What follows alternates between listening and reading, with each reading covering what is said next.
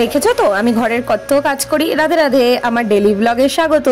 ঘুম থেকে উঠে আমি আগেই জল খাই। আগে আমার এই অভ্যেসটা ছিল না, এখন করে নিয়েছি। দেখো শোকেসের উপর ভলু পা ঝুলিয়ে বসে থাকে। এখান থেকেই জামাকাপড় বের করে আমাকে গরম আর শীতের জামাকাপড় আলাদা করতে হবে। মা সব জামাকাপড় গুছিয়ে রাখবে। ওকে দেখলেই আমার আদর করতে ইচ্ছা করে আর খেলতে ইচ্ছা করে। যাই হোক, ওর দিকে মন না দিয়ে আমি জামাকাপড় গোছাই তাড়াতাড়ি, নাহলে মা এসে পিটুনি দেবে। গোছাতে গোছাতে অনেক হাঁপিয়ে গেছি। প্রায় আধ ঘন্টা স্ট্রাগল করার পর আমি জামা কাপড় আলাদা করতে পেরেছি। আর এই হচ্ছে পটি জামা। আমার মা আমাকে এই জামাটা আইসক্রিম বলে কিনে দিয়েছে। এখন আমার স্টুডেন্ট পর্যন্ত বলে যে আমি নাকি পটি জামা পরে ঘুরি। আচ্ছা, তোমরা কে কে কুর্তি পরতে ভালোবাসো?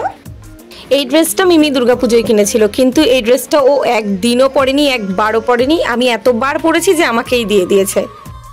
এটা একটা হোয়াইট ওয়ান পিস, একবার পরেছি বোধ হয়। সব গুছিয়ে গুছিয়ে ভাঁজ করে রাখছি, ওয়ান পিসগুলো এক সাইডে রাখছি। যদিও অনেকদিন ওয়ান পিস পরা হয় না, মানে প্রায় পরিই না। আর এটা আমার গরমের জামা, হাফ প্যান্ট, এখনো পরিনি। আর কোথা থেকে একটা শীতের টুপি খুঁজে পেয়েছি। আর এই জামাটা তো আমার ফেভারিট। এই ধরনের জিন্স আমার খুব ভালো লাগে। সব গুছিয়ে স্নান করে নিয়ে লাঞ্চ করে নিলাম। তারপর একটু ফল খেয়ে দুপুরে ভিডিও এডিটিং করতে বসে গেলাম।